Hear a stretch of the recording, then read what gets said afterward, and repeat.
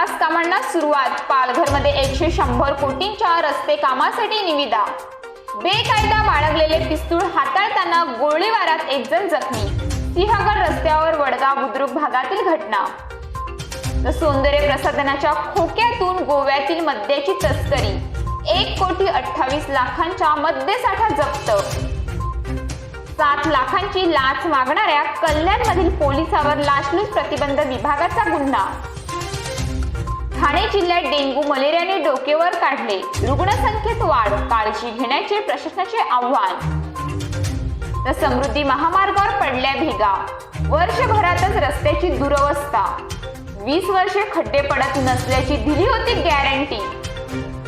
सोलापूरमध्ये लाडकी बहीण योजनेचे ऑनलाईन अर्ज भरताना अंगणवाडी सेविकेचा हृदयविकाराने मृत्यू।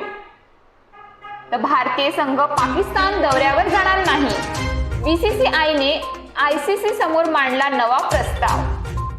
फेसबुकद्वारे सोन्याच्या बिस्किटाचे दिले होते आमिष। 13 लाख रुपयांची केली लूट। अखेर तोतया पोलिसांना अटक। एका पदावर तिघांचा दावा।